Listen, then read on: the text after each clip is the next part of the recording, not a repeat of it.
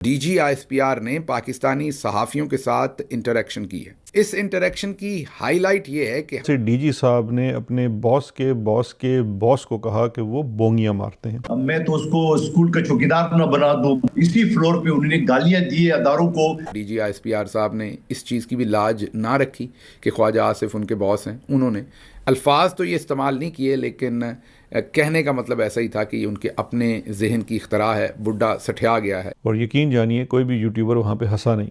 मुझे नहीं पता वो क्यों नहीं हंसे। पाकिस्तान में जो ताकतवर लोग हैं, हुक्मरान तबका है, जो रूलिंग एलीट है, वो रास्ते तलाश कर रही है इजराइल के साथ सफारती ताल्लुकात कायम करने की। पाकिस्तान के डिफेंस मिनिस्टर ख्वाजा आसिफ की इमेज और उसकी रेपुटेशन के बारे में तो हम सब जानते हैं, लेकिन आज जो किस्सा हुआ है उसने सारी हदें पार कर दी हैं। मतलब बेइज्जती की भी एक लिमिट होती है। अब तक तो सिर्फ बातों का वार होता था, पर अब बात गाली गलोच और अभद्र भाषा की हो रही है। इमेजिन कीजिए, एक भरी सभा है, कैमरा ऑन है और सारे जर्नलिस्ट वहां मौजूद हैं, और वहां DGISPR ने ख्वाजा आसिफ की ऐसी रोस्टिंग कर दी कि पूरा सोशल मीडिया हिल गया है। लोग कह रहे हैं कि इतनी इंसल्ट के बाद तो किसी भी डिग्निफाइड पर्सन को अपना रेजिग्नेशन दे देना चाहिए। पर हमें पता है कि ख्वाजा साहब इतनी जल्दी हार मानने वाले नहीं हैं। उनका स्वैग अलग लेवल पे है, चाहे कुछ भी हो जाए वो अपनी सीट से चिपके रहेंगे। अब ये वीडियो इंटरनेट पे वाइल्ड फायर की तरह फैल रही है। लोग ट्विटर, इंस्टाग्राम पे मज़े ले रहे हैं। ऑनेस्टली पाकिस्तान के पॉलिटिकल सर्कल में इसकी इज्जत वैसे ही लो प्रोफाइल थी, पर अब जो पब्लिक ह्यूमिलेशन हुई है उसका कोई मुकाबला नहीं है। DGISPR का ये एग्रेसिव स्टैंस दिखाता है कि अब इंटरनल मैटर्स कितने टॉक्सिक हो चुके हैं। जब बड़े बड़े नेताओं की आपस में ऐसी वर्बल स्पैट हो जाए तो दुनिया तो हंसेगी ही ना। बातें तो बड़ी बड़ी होती हैं स्ट्रेटेजिक डेप्थ और नेशनल सिक्योरिटी की, पर ग्राउंड रियलिटी ये है कि एक दूसरे को गालियां दी जा रही हैं। ये टॉक्सिक कल्चर अब मेन स्ट्रीम हो चुका है। ख्वाजा आसिफ का रिएक्शन क्या होगा ये देखना काफ़ी इंटरेस्टिंग होगा। वो इसे इग्नोर करेगा या फिर पलट कर काउंटर अटैक करेगा। एनीवेज, आपको क्या लगता है, क्या DGISPR का बिहेवियर जस्टिफाई किया जा सकता है या फिर ख्वाजा आसिफ को वाकई में क्विट कर देना चाहिए? ये जो पूरे के पूरी जो ये मीटिंग बुलाई गई थी यूट्यूबर की, इसकी दो वजूहात थी।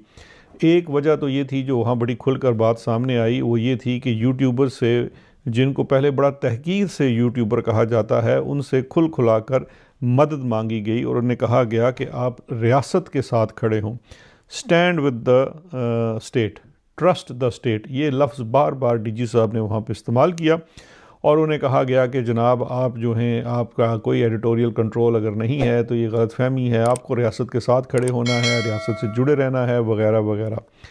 अच्छा, दूसरी जो बुनियादी वजह थी वो ये थी कि इस्टेब्लिशमेंट बड़ा अब फील कर रही है कि ये गज़ा कमेटी को लेकर, पीस कमेटी को लेकर उनका पिछले 70-75 साल का जो बेचा जाने वाला चूरन था वो बुरी तरह से ख़राब हो रहा है और इसमें बहुत ज़्यादा सवालिया निशान खड़े हो रहे हैं। उसके बाद वहाँ पर अतर काज़मी साहब ने एक सवाल किया। उन्होंने उनसे पूछा कि आपके जो ख्वाजा आसिफ आपके बॉस हैं, डिफेंस मिनिस्टर हैं, वो कहते हैं कि ये इस वक्त हाइब्रिड निज़ाम है, फ़ौज और हम मिलकर हुकूमत कर रहे हैं। आप कहते हैं हमारा सियासत और हुकूमत से कोई लेना देना नहीं, फ़ौज कहती है, DGISPR कहते हैं, तो इसमें सच क्या है? उस पर DGISPR साहब ने इस चीज़ की भी लाज ना रखी कि ख्वाजा आसिफ उनके बॉस हैं। उन्होंने अल्फाज तो ये इस्तेमाल नहीं किए, लेकिन कहने का मतलब ऐसा ही था कि ये उनके अपने जहन की इख्तरा है, बुढ़ा सठिया गया है। ये अल्फाज नहीं थे, मैं रिपीट कर रहा हूँ, लेकिन उनका कहने का मतलब यही था। फिर जो ऑपरेशन है मिलिट्री, उस पर लेकर तलाल चौधरी साहब की भी बेइज्जती हुई, वहाँ पर ठट्ठा हुआ, उनके नाम पर मजाक उड़ा। DGISPR ने अज़रा तफन्नन कहा कि वो जो बात करते हैं वो एक मिनिस्टर हैं, मोतबर हैं, आप उनकी बात पर यकीन क्यों नहीं करते? और इस पर DG खुद भी हंस रहे थे, मतलब वो ठट्ठा उड़ा रहे थे तलाल चौधरी का, बेचारे का भी वहाँ पर। तो ख्वाजा आसिफ को भी धो दिया उन्होंने, तलाल चौधरी साहब को भी धो दिया, और जो सर्फ एक्सेल से धुलाई हुई वो आमिर इलियास राणा साहब की, बेचारों की। उन्होंने एक सवाल टर्की और कतर से रिलेटेड कर लिया और उसका जवाब उन्होंने दिया एब्सोल्युटली रबिश, जिससे वहाँ एक सन्नाटा हो गया पहले तो, और राणा साहब ने बड़ा ज़ाहिर है अनकम्फर्टेबल फील किया।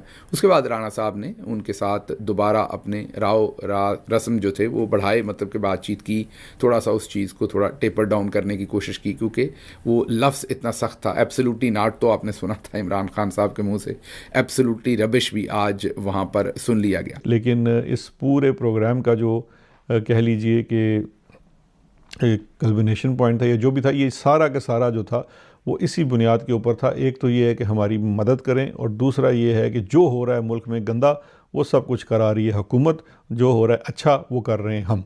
ये था जनाब आज का इनका वो जो पूरे का पूरा प्रोग्राम। उसके बाद वहाँ पर हामिद मीर साहब ने एक सवाल पूछा कि कश्मीर में बहुत सेंटिमेंट है, जिससे भी मैं मिलता हूँ पाकिस्तान के बारे में सेंटिमेंट जो है वो पॉजिटिव नहीं रह गया। ज़ाहिर है वो आज़ाद कश्मीर की बात कर रहे हैं और वजह भी बहुत क्लियर है। हामिद मीर साहब का सवाल दुरुस्त है।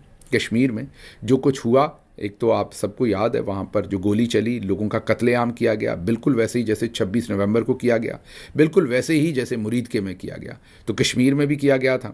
उसके बाद भी, उससे पहले भी जिस तरीके से वहाँ हड़तालें हो रही हैं, एक सेंटिमेंट तो नेगेटिव है। लेकिन हामिद मीर साहब के इस सवाल का जवाब बहुत ही, मैं ये कहूँगा कि अहमकाना तरीके से दिया गया। उन्हें आगे से कहा गया कि लगता है कि आप एंटी पाकिस्तान लोगों से मिलते हैं, जिनकी पाकिस्तान के बारे में फीलिंग्स अच्छी नहीं हैं, जो वहाँ अच्छे लोग हैं या आम कश्मीरी है उसके तो जज्बात बहुत पॉजिटिव हैं। वो जो हज़ारों लोग थे जो सड़क पर खड़े थे, उनके तमाम जो जज्बात थे उनको DGISPR ने डिनाई कर दिया और हामिद मीर साहब को ये कहा कि आप मिलते ही लगता है गलत लोगों से। दोस्तों अब थोड़ा डीप डाइव करते हैं। ये सिर्फ एक वर्बल स्पैट नहीं है, ये दिखाता है कि पाकिस्तान में पावर का बैलेंस कितना डिसऑर्डेड हो चुका है। सोचिए, एक तरफ डिफेंस मिनिस्टर है जो टेक्निकली सिविल अथॉरिटीज़ रिप्रेजेंट करता है और दूसरी तरफ DGISPR। जब इन दोनों के बीच ऑन कैमरा ऐसी हीटेड एक्सचेंजेस हुई तो ये क्लियर मैसेज जाता है कि सिस्टम में कोऑर्डिनेशन ज़ीरो है। इंटरनेट पे लोग मीम्स बना रहे हैं कि ख्वाजा आसिफ को तो बर्नॉल की ज़रूरत है, लेकिन सीरियस बात तो ये है कि जब देश के टॉप ऑफिशियल्स आपस में ही क्लैश करेंगे तो इंटरनेशनल स्टेज पे देश की क्रेडिबिलिटी का क्या होगा। It's like watching a reality show, but unfortunately ये रियल लाइफ है। सोशल मीडिया का तो हाल ही मत पूछिए। एक्स पे ख्वाजा आसिफ और DGISPR ट्रेंड कर रहे हैं। हर कोई अपनी अपनी थ्योरीज दे रहा है। कुछ लोग कह रहे हैं कि ये एक स्क्रिप्टेड मूव है, तो कुछ लोग का मानना है कि डिफेंस मिनिस्टर की रेलेवेंस खत्म हो चुकी है। हमने देखा है कि कैसे ख्वाजा आसिफ हमेशा अपने कॉन्ट्रोवर्शियल स्टेटमेंट के लिए न्यूज़ में रहते हैं, पर इस बार वो रिसीविंग एंड पे हैं। जब आपका अपना ही सिस्टम आपको पब्लिकली कॉल आउट करे तो वो ह्यूमिलेशन का लेवल ही अलग होता है। लोग तो यहाँ तक कह रहे हैं कि भाई इतनी बेइज्जती तो दुश्मन की भी नहीं होती। अब बड़ा सवाल ये है कि व्हाट्स नेक्स्ट। क्या ख्वाजा आसिफ इसे एक कैजुअल इंसिडेंट समझकर भूल जाएंगे या फिर आने वाले दिनों में कोई पॉलिटिकल अर्थक्वेक आप देखने को मिलेगा। पाकिस्तान की हिस्ट्री रही है कि वहाँ टेबल्स कभी भी पलट सकते हैं। आपको क्या लगता है, क्या ये इंसिडेंट ख्वाजा आसिफ के कैरियर का एंड पॉइंट साबित होगा या फिर वो हमेशा की तरह कमबैक करेगा? क्योंकि उनका रिकॉर्ड तो ये कहता है कि वो एक थिक स्किन, मोटी चमड़ी वाला इंसान है, उसे इन सब बातों से ज़्यादा फर्क नहीं पड़ता। लेकिन इस बार ऑप्टिक्स बहुत ख़राब है। फाइनल वर्डिक्ट तो आप ही देंगे। मेरे हिसाब से ये वर्बल थ्रेट पाकिस्तान के इंटरनल इंस्टेबिलिटी को ही एक छोटा सा ट्रेलर है। जब तक इंस्टीट्यूशंस एक दूसरे की रिस्पेक्ट नहीं करेंगे तब तक ऐसे क्रिंज वर्दी मोमेंट्स हमें देखने को मिलते रहेंगे। अगर आपको ये वीडियो पसंद आए तो वीडियो को लाइक और चैनल को सब्सक्राइब करना ना भूलिए।